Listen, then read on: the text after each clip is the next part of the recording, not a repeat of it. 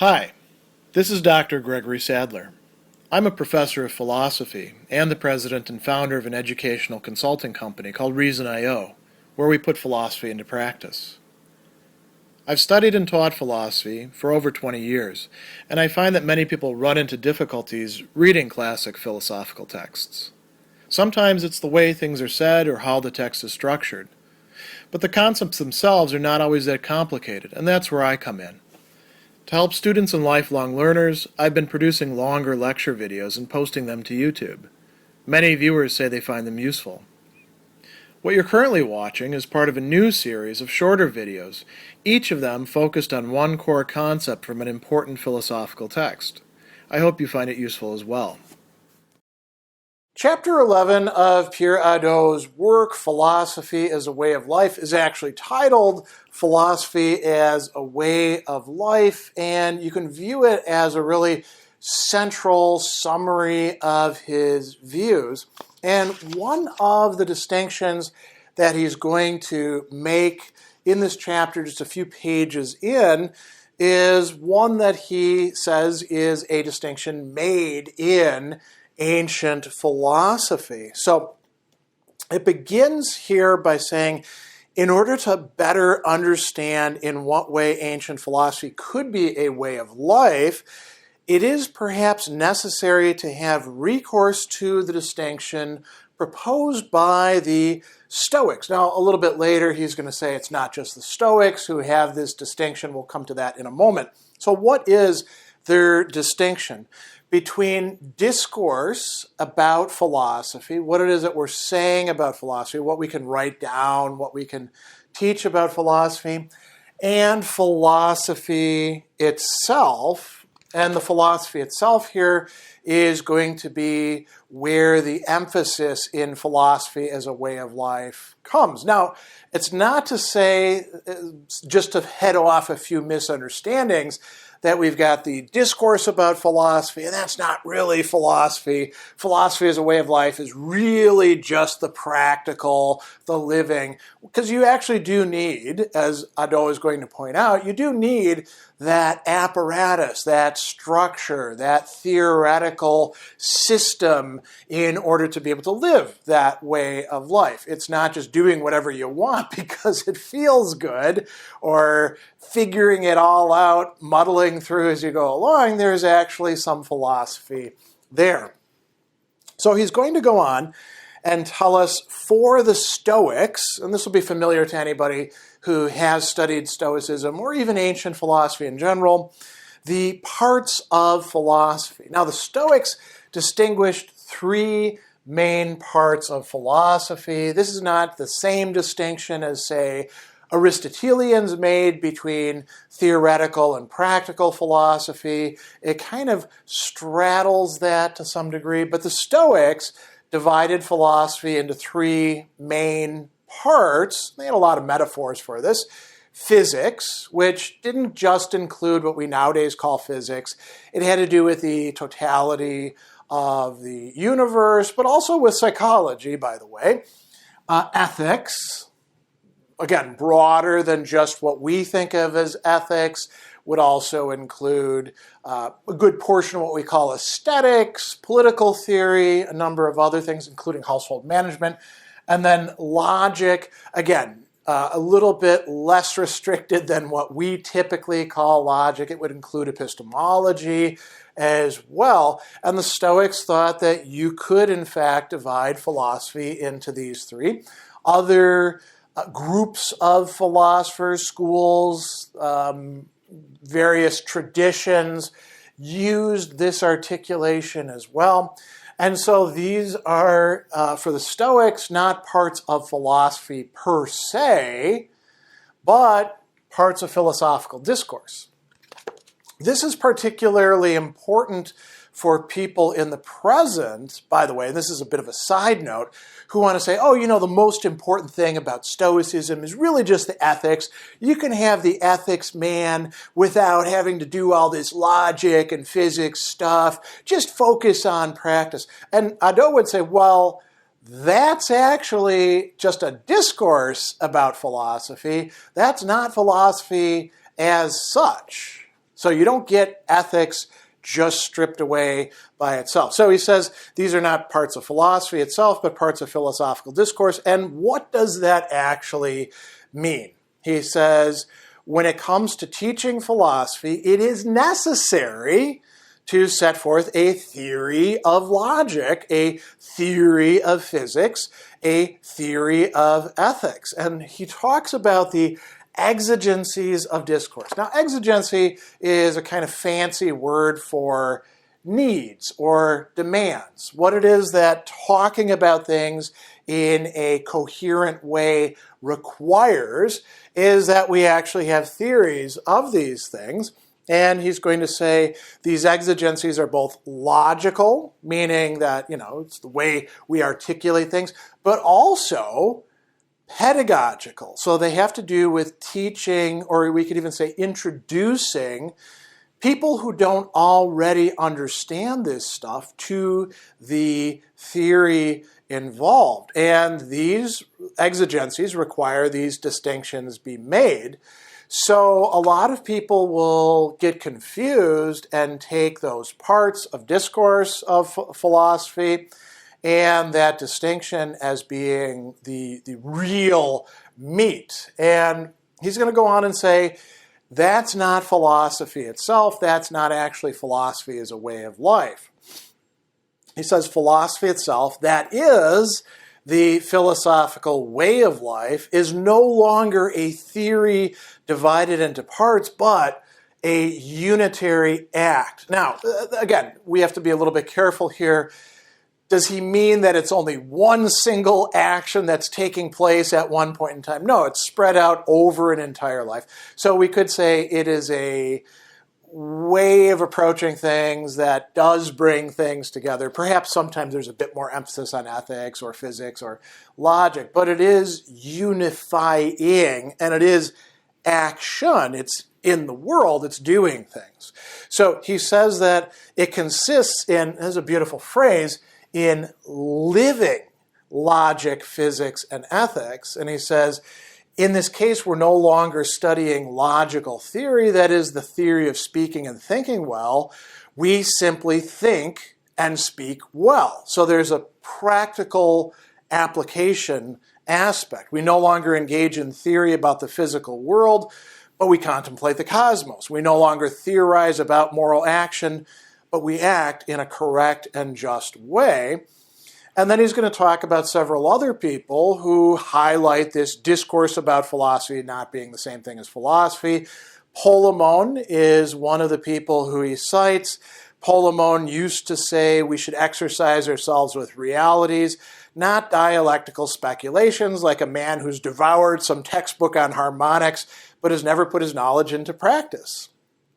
We must not be like those who can astonish their onlookers by their skill in syllogistic argumentation, but who, when it comes to their own lives, contradict their own teachings. Then he brings up Epictetus, who is a Stoic, saying a carpenter doesn't come up to you and say, listen to me discourse about the art of carpentry, but he makes a contract for a house and he builds it. Do the same thing yourself. Eat like a man, drink like a man, get married, have children, take part in civic life, learn how to put up with insults and tolerate other people. That is, live the philosophical life. And so he says that we can see in this the consequences of this distinction formulated by the Stoics, but admitted by the majority of philosophers concerning, and we go back to another distinction in philosophy, theory and practice. And then he brings up an Epicurean saying, vain is the word of the philosopher which does not heal any suffering of man. And Hadot summarizes this point of view by saying, philosophical theories, they're supposed to do something. They're not just for their own sake. They're in the service of the philosophical life. So that is going to determine the ways in which the discourses of philosophy are articulated, are arranged. And he's going to give us, he's talked about this in other places, but he's going to give us a really great summary of this here, telling us why philosophical discourse is going to be systematically organized. So here's what he has to say. Philosophical theories in the Hellenistic and Roman periods were reduced to a theoretical, systemic, and highly concentrated nucleus capable of exercising a strong psychological effect, easy enough to handle so it might always be kept close to hand. And he uses this term procheron, which literally means right by your hand or ready at hand. It was not systematic because it wanted to provide a total systematic explanation of the whole of reality, which is a motive for some philosophers at some points, right? But that's not why ancient philosophy was doing that. It was systematic. Why? So it might provide the mind with a small number of principles tightly linked together, which derived greater persuasive force and mnemonic effectiveness precisely from such systematization, right? So I've said this in many places about Stoicism, but Hadot is saying this about other ancient philosophies. They are a constellation of ideas that have their meaning not just in themselves, but in how they're connected with each other. So philosophies are not just sound bites or quotes or anything like that. They are well thought out principles or precepts that are interconnected and mutually explicative and self-supporting. So he goes on and says, short saying summed up sometimes in striking form, the essential dogmas. A dogma is what you need to believe, right? It's also a way of translating a term that means judgment or opinion. So the student might easily relocate himself within the fundamental disposition in which he was to live. So that's why philosophical discourse is systematic. And this, Hadot says, could lead us to a misunderstanding that we need to be careful to avoid. So he asks a question here. Does the philosophical life then consist only in the application at every moment of well-studied theorems in order to resolve life's problems? Now, nothing wrong with that if you study Epicurean philosophy or Neoplatonic philosophy or Stoic philosophy or skeptic philosophy, and you learn the various theorems, right, these sayings, and you run into problems in life and you apply them and they actually help you out. That's great. But that's not all that's going on. So what else is happening? He says, when we reflect on what the philosophical life implies, we realize there's an abyss between philosophical theory and philosophizing as living action. Isn't that a great way to talk about it? And he uses a metaphor, or analogy rather, here to artists. He says, it may seem as though artists in their creative activity do nothing but apply rules, but there's an immeasurable distance between artistic creation and the abstract theory of art. In philosophy, we're not just dealing with the work of art, something external. The goal is to transform ourselves. The act of living in a genuinely philosophical way thus corresponds to an order of reality totally different from that of philosophical discourse. So there's always going to be something there that can't be framed in terms of philosophical discourse that is providing the orientation, the background, the support for what it is that you're going to do with that discourse as you apply it within a philosophical life. Now, he's going to go on and tell us that this is not only the case for Hellenistic philosophy. Ancient philosophy had this character as far back as Socrates, right? And Plato and Aristotle are part of this. We're going to talk about that a bit more elsewhere.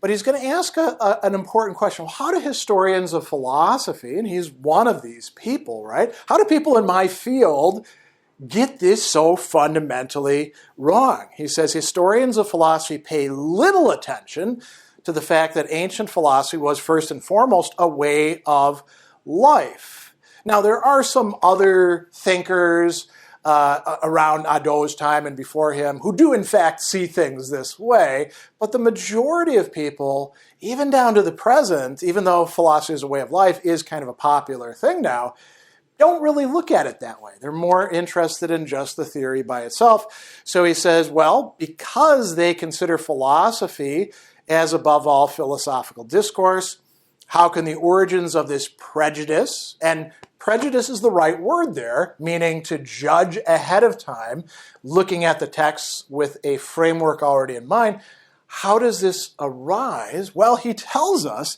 that it's because of the evolution of philosophy in medieval and modern times, by which he includes our own late modern times. And so he's going to talk about that at great length. Again, we'll talk about that elsewhere. But I do want to wrap up by talking about something else that he's going to bring up just a little bit later in this chapter, which is, one key difference, and it has to do with, what we're doing with the term philosopher. So he says, one could say that what differentiates ancient from modern philosophy is the fact that in ancient philosophy, it was not only Chrysippus or Epicurus who, just because they developed a philosophical discourse, were considered philosophers. And this goes to the question today that people still ask, even on like Twitter, who can call themselves a philosopher? So Hadot says, in ancient times, every person who lived according to the precepts of Chrysippus or Epicurus was every bit as much of a philosopher as they are. And he gives the example of Cato. He says, a politician like Cato of Utica was considered a philosopher and even a sage, though he wrote and taught nothing. Why? Because his life was perfectly Stoic. So, this is a way of understanding. And he goes on, he says, these people were not merely examples of morality, but people who lived the totality of Stoics, speaking like Stoics, right? They sought to realize the ideal of Stoic wisdom, a certain way of being human, of living according to reason within the cosmos and along with other human beings. What constituted the object of their efforts was not merely ethics, a type of discourse, but human being as a whole. So there's a big difference here between very important discourse on philosophy, discourse about philosophy, which can be divided into different sub-areas, and then philosophizing, rather than simply philosophy, itself, that Hadot is claiming is really central to understanding philosophy as a way of life more broadly, but particularly its beginnings in ancient philosophy.